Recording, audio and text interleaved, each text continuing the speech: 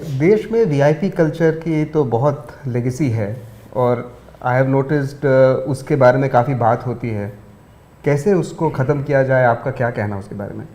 ये बहुत ही चिंताजनक और दुर्भाग्यपूर्ण बात है, क्योंकि ये वीआईपी कल्चर का ओरिजिन, जितनी मेरी समझ है, एक कॉलोनियल काल से एक प्रकार से जुड़ गया। अंग्रेजों के लिए एक प्रकार के कानून, सामान्य जनता के लिए दूसरा कानून। उनका रहन सहन एक, बाकियों का रहन सहन एक, उनकी जगह एक, बाकी की। उनकी गाड़ी निकलेगी तो अलग, उनका टांगा निकलेगा तो अलग। ये एक प्रकार से, और अंग्रेजों के जाने के बाद ये सब जाना चाहिए था, लेकिन नहीं गया। हमारे नेताओं ने उसको जारी रखा। अब मैं जब आया तो मैंने पहला काम किया, नो लाल बत्ती। मैंने कैबिनेट निर्णय किया है, कोई लाल बत्ती, रेड लाइट नहीं होगी गाड़ियों पर। ये चलते हैं और सायरन बजाते हैं झुम झुम झुम करके। क्या मतलब है? मैं गुजरात में था, मेरे सभी मिनिस्टर्स को नियम था कि कोई सायरन नहीं बजाएगा। बहुत बड़ा ट्रैफिक हो, जरूरत पड़ गई तो थोड़ा हल्का सा एक करके बंद करो भाई। ये कौन हम बड़े बादशाह हैं कि हम सायरन बजा के चलेंगे? देखिए, मैं मानता हूं अब वीआईपी नहीं, मेरे लिए तो ईपीआई है। और जब मैं ईपीआई कहता हूं तो एवरी पर्सन इज इम्पोर्टेंट। और यही हुआ, लाल बत्ती से लेकर हर एक्शन में वीआईपीज़म को खत्म करने का मेरा प्रयास रहा है।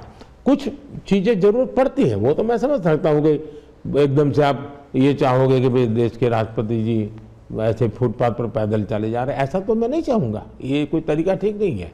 लेकिन हमारा कुछ, अब जैसे वैक्सीनेशन हुआ,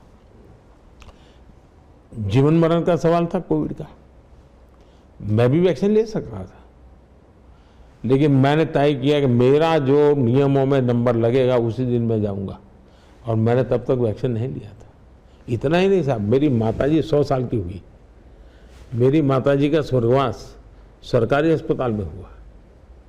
उसने आखिरी जीवन में कभी उसको अस्पताल जाना नहीं पड़ा, आखिरी जाना पड़ा 1 वीक के लिए, लेकिन वो सरकारी अस्पताल में गई। और उस दिन मैं था, और आप गाड़ी में, जिस गाड़ी में जा रही थी, गाड़ी भी बहुत मामूली सी गाड़ी थी, मैं देख रहा था उस दिन।